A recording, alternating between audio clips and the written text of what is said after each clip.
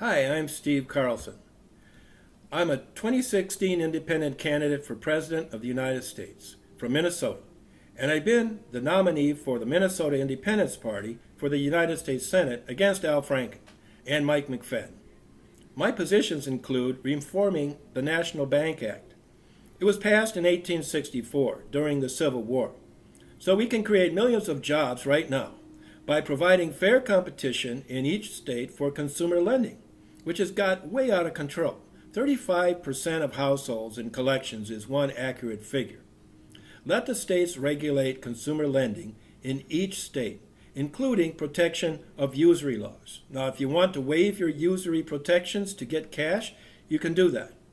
Secondly, I want massive economic resources on development along the Mexican border, all along it on both sides.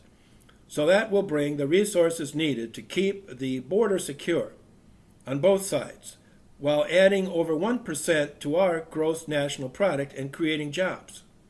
This includes massive water infrastructure development to help fight the effects of climate change. I want to strengthen and protect civil rights and human rights. And I have positions on many issues I've developed and discussed since I first became the nominee for Congress in 2010. I'm a radical centrist and a problem solver, and I think voters want someone like that in any presidential race. But in Minnesota today and throughout the nation, the two national parties, the Democrats of the Obamas and the Clintons, and the Republicans of the Bushes, have conspired to trample on the rights of independent voters. And you don't hear a lot about that from the Republican candidates, and we need to hear their voices too, or from the Democrat candidates. They're promoting their own national parties to get an edge in 2016. But there are a huge number of independent voters in Minnesota and the nation, and in this election litigation, which I am bringing myself pro se, I'm not a lawyer, is to restore those rights for all of those independent voters. I'm fighting for voting rights, which are being denied in Minnesota based on sex, based on race. And the state of Minnesota, during a time the Democrats controlled the Minnesota state politics completely, have passed a law to abridge and deny participation in voting based on sex, based on race, and based on suspect classifications, in clear violation of the United States Constitution.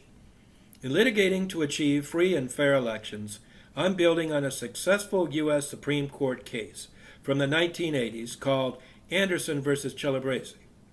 The case is about independent voters and their parties, but since Anderson was decided, it's been Democrats and Republicans who have seized on the decision and declared that it is to protect their rights of association when the case talks about the right to protect independent voters. Now, Anderson is John B. Anderson, the nominee for president from the National Unity Campaign. Isn't that what we need? The American Community Party? And is that possible? It is. And that is what I want to do in 2016. But in 1980, Frank Smallwood, who was for a time the vice presidential candidate in the Anderson campaign, wrote, Anderson did quite well in the public opinion polls in the late spring and early summer, peaking with about 20% of the projected popular vote. And the Independence Party also. Our people have done that. And in 1998, Jesse Ventura actually beat two national parties to become governor of Minnesota. However, writes Smallwood, Anderson was mired down in legal battles to get on the state ballots. And he also had to devote major efforts to fundraising, which gave him less time to campaign, and hence less national publicity. Well, in this election litigation, I'm fighting for voting rights, but I'm also fighting for ballot access. Because Franken and his national professional mob, the Democrats, who control the Minnesota Supreme Court, are blocking equal justice. They're also making public information unavailable because it would be valuable to a third-party candidate like me. And the Minnesota courts look on while nominees of a Minnesota major political party, the Minnesota Independence Party, are arbitrarily and cynically used as tools by excluding us from the public broadcast debates unless it suits the purpose of the major party candidates, the big two, and then including us when it helps them against their partisan opponent. For instance, Mark Dayton included Hannah Nicollet because it helped him to hold off the challenger, Jeff Johnson of the Republican Party. But even Hannah Nicollet threatened to sue for exclusion from debates, with Mark Jenkins at her side. And as a result of this judicial complicity, remember, all the Supreme Court judges are political creatures in Minnesota, and it damages the quality of justice, especially where political questions like who shall be governor, senator, or president are concerned. It has reached the extent of political corruption, which I do allege, based on the out-of-control election controversies since 2012 when Betty McCollum played dirty politics in the 4th Congressional District. It has reached the extent that I have to ask the Senate and the House, the United States Senate and the United States House and the United States Supreme Court to look at just what is going on here. Now, in 2012, this started when Betty McCollum wanted to block a practice which had been followed for years of making the voter email addresses collected from registering voters, if they voluntarily provided them, available to all candidates. And I had been offered these twice by the Secretary of State's office, in 2010 and in 2012. And in 2012, when I accepted the offer, this happened. And by 2014, with the Democrat voting rights violations, the Democrat Secretary of State Mark Ritchie's First Amendment violations by withholding public information he felt would be valuable to a candidate for reaching voters, the situation has deteriorated to the point where Sarah Janicek, a GOP so-called consultant, told Tom Hauser, a big news guy here, on At Issue, a Sunday state issue talk show, that the 2014 election would result in the destruction of the Independence Party. And after the debates were quashed and the press got hot about eliminating independent voters from future elections, that actually happened. A series of burdens imposed on me and on the Independence Party and on independent voters had finally prevailed in knocking down an important political party that survived by getting 5% of the vote from year to year in statewide elections. And I'm fighting back. I want to restore the independent voter to Minnesota elections, and I want to unite independent voters around the nation. And as I say, one of the principal cases I rely on in this election litigation is Anderson versus Celebrezze. And what the Supreme Court of the United States said in that case shows the same thing that has happened in Minnesota, destroying a major vehicle for the state's independent voters, has been happening all around the nation. And it shows up wherever the big two, the Democrats and Republicans, feel that uncomfortable sense of political instability, meaning they might not win the next election, or the country's going off the cliff like it is now. Here's what the U.S. Supreme Court heard from Ohio in the 1980 election and what they said about it. For some background, in Ohio, Anderson had presented his petition to get on the primary ballot for president to Celebrezze, the Secretary of State. That would be like Mark Ritchie in Minnesota, or now Steve Simon, another Democrat, who has replaced him. And Celebrezze had refused to file his petition because he didn't want him on the ballot. And he said it was too late. It had to be in at the same time the big two, the Democrats and the Republicans, had chosen their nominee. In that year, Carter faced Ronald Reagan, and Anderson opposed Reagan. And the Ohio Secretary of State came up with all kinds of reasons. And the Supreme Court addressed those reasons, and here's what they said. The Ohio filing deadline not only burdens the associational rights of independent voters and candidates, it also places a significant state-imposed restriction on a nationwide electoral process, a burden that falls unequally on independent candidates or on newer small political parties, impinges by its very nature on associational choices protected by the First Amendment, and discriminates against those candidates and voters whose political preferences lie outside the existing political parties. And in the context of a presidential election, state-imposed restrictions implicate a uniquely important national interest because the president and vice president are the only two elected officials who represent all the voters in the nation. And the impact of the votes cast in each state affects the votes cast in other states. Then they went on, talking about the interests that Ohio claimed allowed them to discriminate in this way. And Minnesota, with Lori Swanson representing Governor Mark Dayton, Al Franken, and Secretary Ritchie, and now Secretary Steve Simon, they are putting forward the very same questionable, dubious, and untenable interests. In Ohio, here's what Supreme Court cited. None of the three interests that Ohio seeks to further by its early filing deadline justifies that deadline.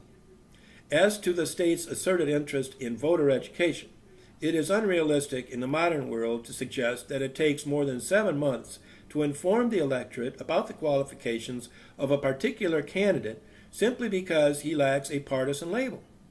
Moreover, it is not self-evident that the interest in equal treatment for partisan and independent in voter education is served at all by the early filing deadline. The state's asserted interest in equal treatment for partisan and independent candidates is not achieved by imposing the early filing deadline on both, since although a candidate participating in a primary election must declare his candidacy on the same date as an independent, both the burdens and benefits of the respective requirements are materially different, and the reasons for early filing for a primary candidate are inapplicable to independent candidates in the general election. In other words, one is getting those petitions and he's letting people know and to sign up with those petitions to get the number he requires, and the other one is, I guess, waiting for debates from an opponent, wondering when Hillary Clinton will start to answer questions, this kind of thing. And so the independent voters count too, and this is the message here.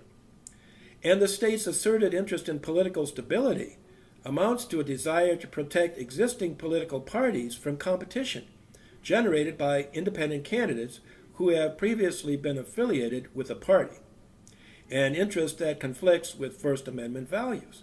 The Ohio deadline does not serve any state interest in maintaining the integrity of the various routes to the ballot for the presidency because Ohio's presidential preference primary does not serve to narrow the field for the general election.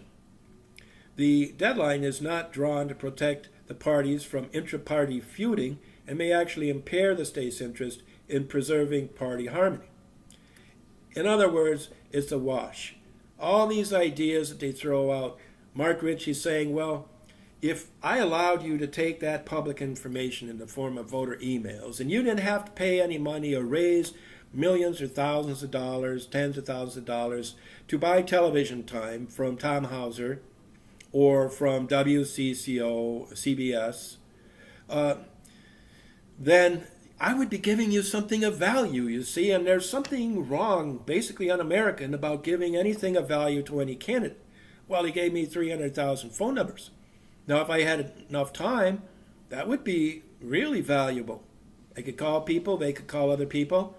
So he gives things of value, but he just wanted to step in and stop the use of that public information so that together with the public broadcast debates I had participated in there in 2012, where I challenged Betty McCollum's assertion that she was fighting for voting rights when actually, as you see, they passing laws to abridge and deny voting rights. I would have been able to bring a very powerful message in the final days, and it could have altered the election. Possibly Betty would have lost. Maybe even the Republican would have won.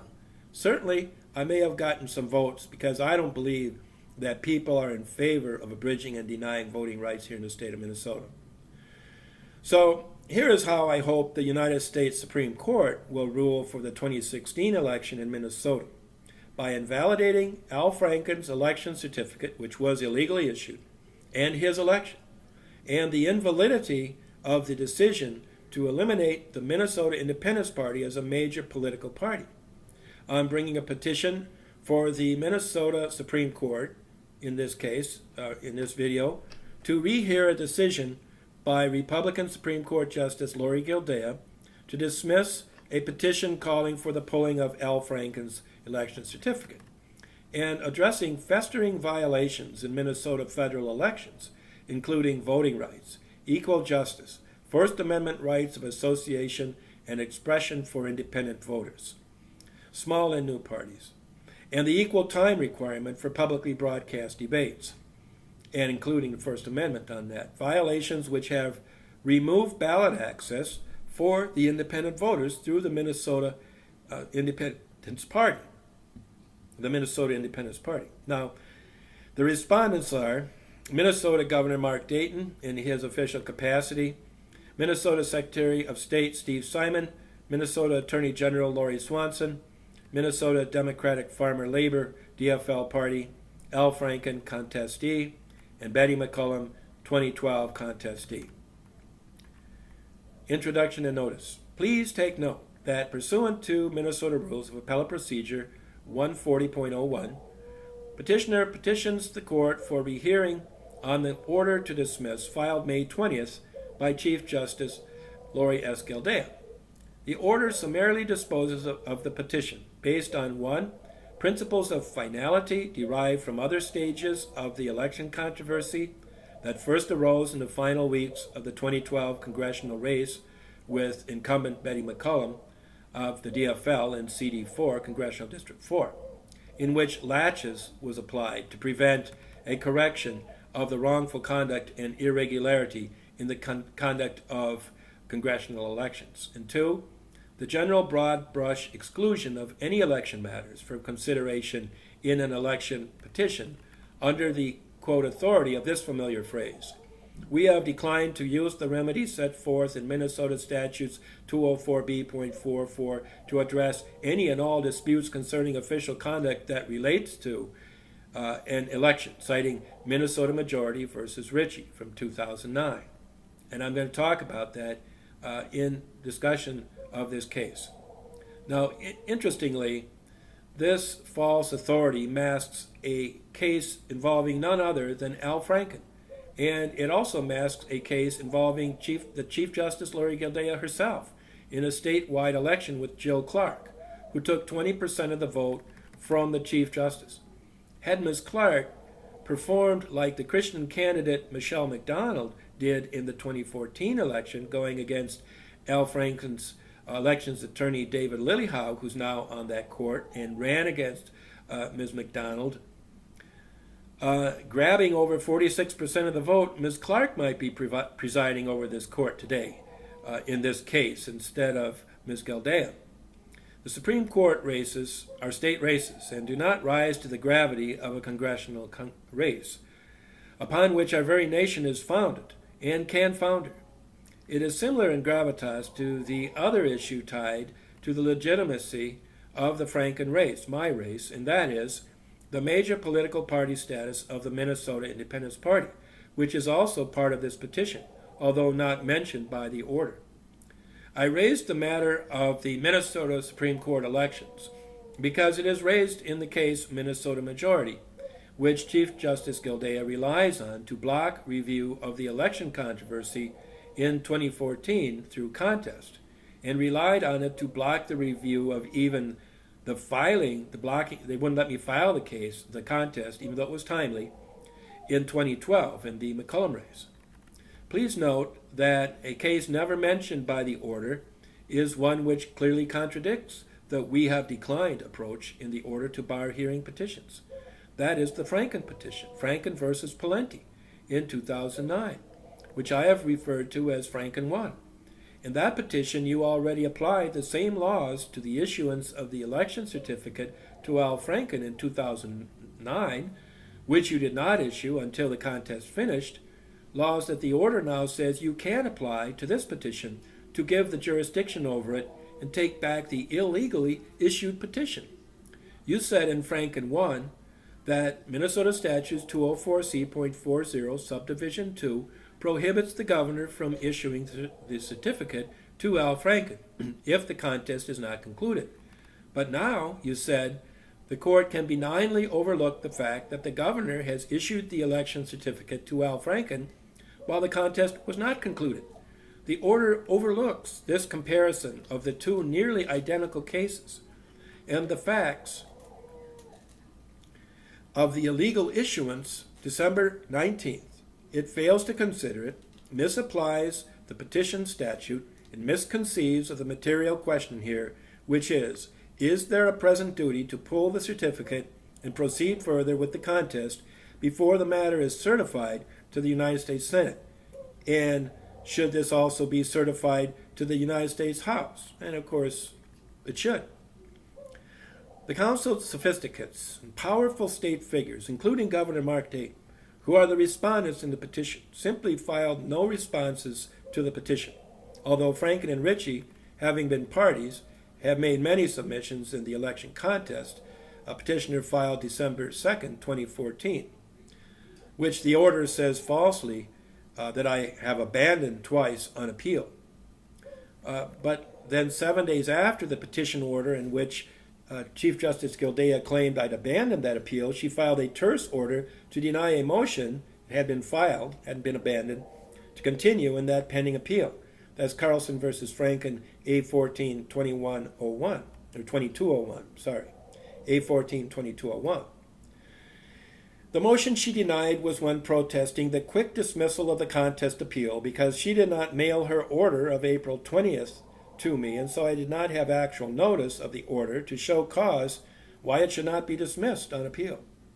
So on May 27th, 7 days after entering this order to dismiss the instant petition in part because I had abandoned appeal, she dismissed the appeal and denied a petition for rehearing of that dismissal. That's of the contest, the appeal of the contest, which would be revived once Al Franken's election certificate, which is illegally issued, is pulled.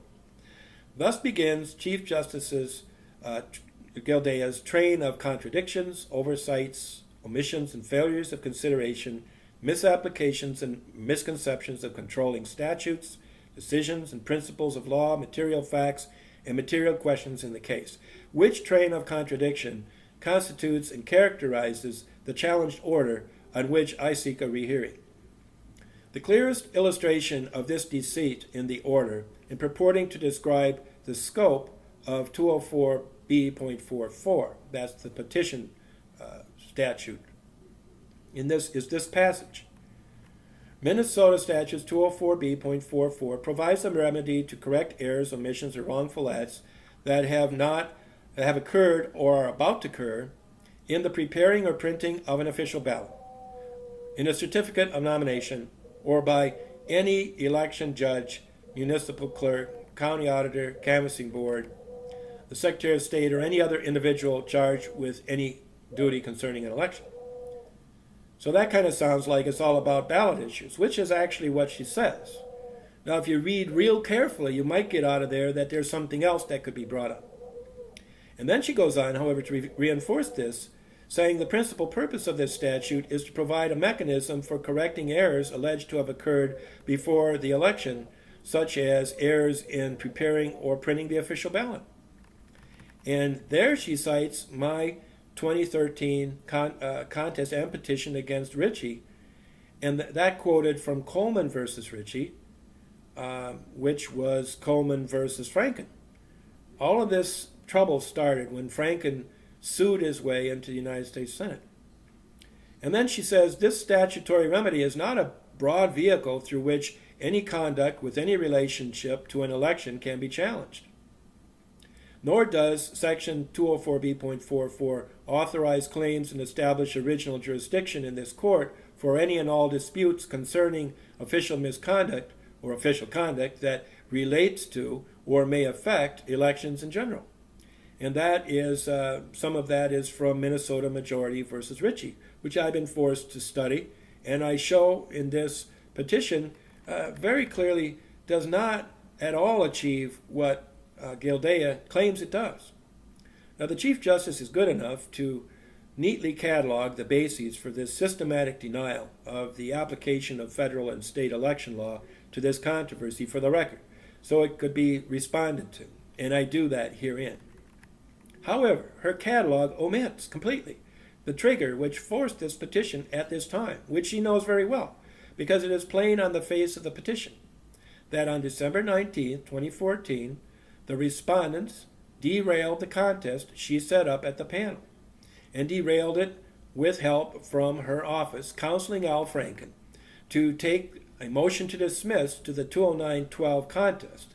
That's brought under Congressional Elections, Minnesota Statutes 209.12, and brought it to the panel before the contest could even be heard or any evidence presented, certified, or sent to the U.S. Senate. She omits any mention of Minnesota Statutes 204C.40 subdivision 2, which makes this conduct by respondents illegal under Minnesota law, which bars the issuance of any election certificate to Franken until pending contests under Minnesota Statutes 209.12 are finally judicially determined by a court of competent jurisdiction. And by the way, that's what was talked about in the petition Al Franken was allowed to file and debate in his election against Norm Coleman. So now she won't apply that same statute, won't even put it on the record as she dismisses the petition. This is a cover-up. Now, these facts and controlling law require that the election certificate of Al Franken be pulled now. Further, since the 209.12 contest was nullified when its tolling provision was broken December 19th, the contest needs to be allowed to proceed further before its contents are sent to the United States Senate under Minnesota law. What is sought here is not declaratory relief where injunctive relief is available. It is available. The court has a present duty to find the Governor and Secretary of State, presently Secretary of State Steve Simons, successor of Mark Ritchie, must have a present duty to pull that certificate, void it, annul it, and inform the United States Senate that it was unlawfully issued under Minnesota law. The court has a present duty to remand the contest to a panel. I would object to the involvement of the discredited panel who allowed this travesty at Ramsey County to proceed on the contest. I am not abandoning the contest, not abandoning the appeals. I am pointing out to the court with clarity the condition that has arisen from the misconduct of Minnesota officials. The charge is not merely that they violated their duty of candor under the law, which this court also has in the contest and petition procedures of Minnesota election law. They also must be candid, not covering up. But they also have duties of fact and conduct. But the charge is that they violated the law. They advocated for the violation of Minnesota election law in order to oppose and destroy the orderly and deliberate application of the contest law, to shield from the U.S. Senate and U.S. House in 2012 the points regarding the right to office of Al Franken and Betty McCollum because of irregularities in the conduct of the Senate election in serious material and deliberate violation of the Minnesota election law. The order fails to consider Smiley versus Holm, a 1932 Supreme Court case in the United States, and Rodebush versus Hartke, a 1972 U.S. Supreme Court case, which were applied by this court in the Franken 2009 petition on the matter of contests and releasing the election certificate. Minnesota has already been to the U.S. Supreme Court on this matter of the authority of the branches of government given to them by the Minnesota Constitution and state matters compared to the authority and duty in federal election contests and other matters like congressional redistricting, given to them by Article 1, Section 4 of the U.S. Constitution for the very specific purpose of aiding in the selection of members of Congress, which selection is finally committed to the U.S. Senate and U.S. House themselves under Article 1, Section 5 of the U.S. Constitution. In Smiley, the court examined Article 1, Section 4 to determine what grant of authority it gave to the Minnesota legislature and what grant to the governor and what grant to this court and Minnesota courts. This also determines the grant of authority. And your rights, this is to the Minnesota Supreme Court as the judiciary branch constituted under the state constitution and laws. There was no committing of this sweeping constitutional power to prescribe procedures and duties for selection of members of Congress to whatever legislators and governor happen to be in office, while the election code is prescribed or amended during the hiatus between one federal election and the coming of another, on one hand. On the other hand, allowing this court or Minnesota courts to wing it. Your federal election powers, too, are carefully prescribed, but you are winging it. And that is completely evident in the cases cited in the order, summed up in Minnesota majority, but really having their inception in the Franken election controversy of 2008. In Smiley, the court begins by citing Article 1, Section 4, and then asking, what does it say? This is a question, again, for this court. And here's the Supreme Court from 1932. Article 1, Section 4 of the Constitution of the United States provides, the times, places, and manner of holding elections for senators and representatives shall be prescribed in each state by the legislature thereof. But the Congress may at any time, by law, make or alter such regulations, except as to the places of choosing senators. While the refusal to allow an election contest is unconstitutional, and even constitutes political corruption because it's gone on for years, petitioner believes that the problem can be solved if the court will but attend to the confusion and legal error surrounding the petition statute beginning with Coleman versus Ritchie, which involved the original 2008 Al Franken Senate election. I briefly list the grounds under Rule 140 based on the challenged order's cataloging. Then review the challenged order with regard to those oversights, failures to consider, misapplication, and misconception in the points set forth below. I also addressed the omitted key issues and the application of the missing federal authorities. And I argue against the application of equitable remedies like laches and res judicata under the petition statute. Now, before I end this first part of this video, I want to just point out the sweeping and broad authority that's given to the Minnesota legislature and the governor to establish an election code, and that has to be followed. Prescription means written in advance. It doesn't mean that you write it before the election, but hey, the election's here, we're going to wing it. We're going to do whatever we feel like. We're going to feel the political pressure from our party, with Gildea being a Republican, and wanting to get rid of those independents, and the others being these Democrats who think that they are on a mission from whomever to make the world safe for the Democrats and whoever's in their party. Now, so this is sweeping power here that is given in 1932, and I've actually placed it much further down in the brief, and here we go. Here's, just to conclude, what Chief Justice Jerome B. Hughes, wrote for the United States Supreme Court about Minnesota and our federal elections here.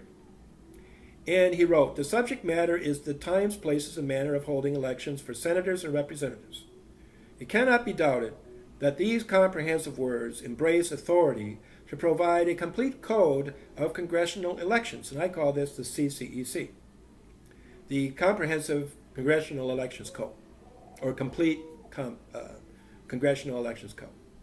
And this is not only as to times and places, but in relation to notices, registration, supervision of voting, protection of voters, Constitution, prevention of fraud and corrupt practices, like kicking people out of debates and just bringing them in when it helps your rich, powerful party, counting of votes, duties of inspectors and canvassers, and making and publication of election returns. In short, to enact the numerous requirements as to the procedure and safeguards which experience shows are necessary in order to enforce the fundamental right involved. And these requirements would be nugatory, useless, if they did not have appropriate sanctions, that means enforcement, in the definition of offenses and punishments. All this is comprised in the subject of times, places, and manner of holding elections. It involves lawmaking in its essential features and most important aspect. It also involves judicial responsibilities in their most essential features and most important aspect.